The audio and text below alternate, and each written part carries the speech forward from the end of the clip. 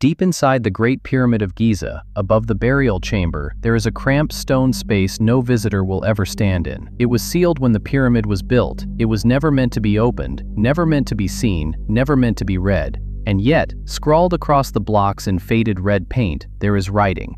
It is not a curse. It is not a prayer to the king. It is a name. A work crew, 4,500 years ago, signed the inside of the most famous building on Earth, in a place they knew no one would ever look.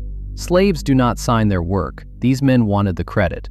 Almost everything you were told about who built the pyramids is wrong, and we have known it for 30 years. For most of recorded history, the picture was the same. Tens of thousands of slaves, whips, chains, broken men dragging stone across the desert for a god king who did not care whether they lived or died. The greatest tomb on earth, built on human suffering. It is a powerful image. It is in our paintings, our films, our school books, and it is almost entirely a fiction. The myth is old, older than the films, older than the Bible stories. The first man to write it down was the Greek historian Herodotus in the 5th century before Christ. He told his readers the Great Pyramid had been raised by 100,000 slaves, laboring in shifts of 3 months. But Herodotus was writing 2,000 years after the pyramid was finished. 2,000 years. The distance between him and the builders was greater than the distance between him and us. He never saw the construction. He had no documents. He was almost certainly repeating a story told to tourists by Egyptian guides. Guides who, even then, no longer knew the truth. The myth survived because it was useful. The Book of Exodus gave the world Hebrew slaves suffering under Pharaoh. Centuries of painters gave us the lash and the chain. And then Hollywood arrived. Cecil B. DeMille gave us thousands of extras straining under the whip, and the image was set in concrete in the modern mind. By the 20th century, the slave story was so familiar that almost no one thought to ask whether there was any evidence for it at all. There was not. The truth came out of the sand by accident. In 1990, a tourist on horseback near the Giza Plateau was thrown when her horse stumbled on a low mud brick wall, hidden just under the surface. That wall was reported, and it brought archaeologists to a patch of desert a few hundred meters south of the Great Pyramid that no one had ever properly dug. The man who led that excavation was an American archaeologist named Mark Lehner, working alongside the Egyptian Antiquities Authority and a colleague, Zahi Hawass. What they began to uncover was not a temple, it was not a tomb. It was something far more ordinary and far more revealing. It was a city. Street by street, season by season, they unearthed it. Bread ovens by the dozen, storage rooms, a copper workshop, long galleries that had housed sleeping workers, houses for managers, granaries, a harbor wall. They had found the settlement where the people who built the pyramids actually lived, ate, slept, and died. Archaeologists call it Heit el-Ghurab, the lost city of the pyramid builders. And nothing about it looked like a slave camp. A slave camp is a holding pen. This was a planned town. It was laid out on a grid, organized by an authority that knew exactly what it was doing. There were long barrack-like galleries that could sleep perhaps 2,000 workers at a time, rotating in and out. There were separate, larger houses, clearly for the supervisors and officials who ran the operation. There was an entire district for administration. There was infrastructure to feed the whole thing. This was not improvised. It was a state operation with a chain of command, a payroll, and a logistics system, closer to a military base than to a chain gang. And then there was the food, because what these people ate is the detail that ended the argument. In the refuse pits of the city, archaeologists found bones, enormous quantities of bones. And they were not the bones of a starved labor force scraping by on grain. They were cattle, sheep, goat.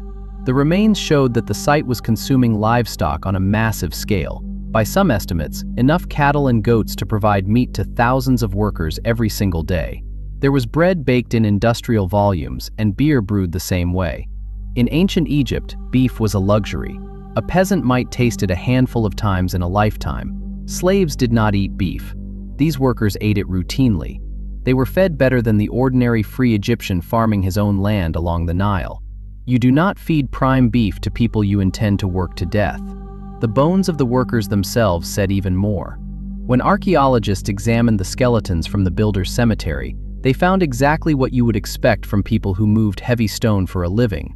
Worn joints, curved spines, the wear of hard physical labor. But they found something a slave would almost never get. They found healing. They found arms that had been broken and carefully set and had mended straight. They found at least one leg amputation where the patient survived. They found the marks of real medical care, the kind that takes time, skill, and a reason to bother. Nobody spends weeks setting a slave's shattered arm so he can recover and walk again. You spend that effort on someone who matters, on a skilled worker you want back on the site. The injuries show grueling work. The healing shows value. These were not disposable lives. They were a workforce a state was investing in. The final proof was in how they were buried. Beside the workers' city, archaeologists found their tombs. Not a mass grave, not bodies thrown in a pit. A cemetery, hundreds of graves arranged with care. The senior workers, the overseers and craftsmen, were buried in small tombs of their own, some built from leftover stone and brick hauled from the pyramid site itself. Their names were carved in, their titles: Inspector of the Workers, Overseer of the Side of the Pyramid. They were laid to rest, with honor, in the very shadow of the thing they had built. The ordinary laborers had simpler graves, but they were there, buried with bread and beer for the afterlife, given the funeral of a person who counted. Think about what that means. These workers were buried within sight of their pharaoh's eternal tomb, sharing in its sacred ground. No slave society in history has ever done that. No one buries the people they own beside the people they worship. The graves alone tell you these were not slaves. They were Egyptians who had earned a place next to the king's monument, and were given it. Which brings us back to the writing inside the stone. The teams who hauled and set the great blocks worked in gangs, and each gang had a name. We know this because they painted those names onto the blocks. In the rough spaces, the hidden joints, the relieving chambers no eye was ever supposed to see again. These were not numbers, they were not brands. They were proud, boastful, almost sporting team names. The Friends of Khufu, the Drunkards of Menkaure, the Strong Ones, the Enduring Gang. They competed. One team against another, gang against gang, racing to move more stone, marking their blocks so the rival crews would know exactly whose work it was. This is the behavior of men who took pride in the job, who turned the largest construction project in human history into something between a national service and a contest. Slaves under the lash do not name their teams after the king and call themselves his friends. Men who feel they are part of something do. And then, in 2013, the builders got a voice. On the shore of the Red Sea, at a place called Wadi al-Jarf, a French archaeologist named Pierre Tellet found the oldest written papyri ever discovered in Egypt. Among them was a logbook, a work diary, kept by a middle-ranking official named Marir. Marir was a team leader in charge of a crew of about 40 men, and his diary, written during the final years of the Great Pyramid's construction, records what they did day by day. His men did not quarry the giant core blocks. Their job was transport.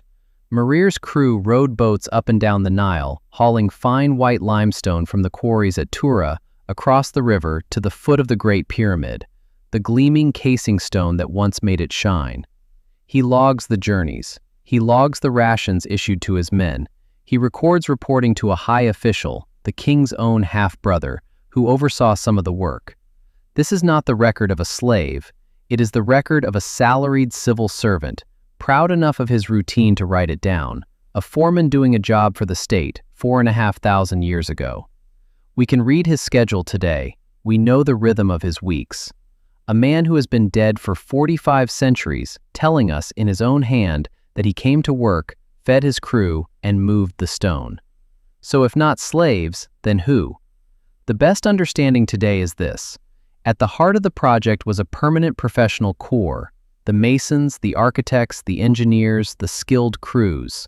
Full-time, paid, housed in the city, organized into a bureaucracy. These were the men in the named tombs. Around them, for the brute labor of hauling, the state called up thousands of ordinary Egyptians. Most were farmers, summoned during the 3 months each year when the Nile flooded their fields and there was no farming to be done. This was the corvée, labor owed to the state in exchange for food, beer, shelter, and a share in something the whole society believed was sacred. It was not gentle. Egypt was not a democracy. Refusing the state had consequences, And some of these men surely did not want to be there. But they were not owned. They were not chained. They were not whipped into the dirt and forgotten. They were citizens, fed and paid, doing a hard duty, much closer to an army than to a slave gang. The pyramids stood in Egyptian society the way a great cathedral stood in medieval Europe. The peasants who carved Notre Dame were not rich, and they were not free in the way we mean it, but they were not slaves.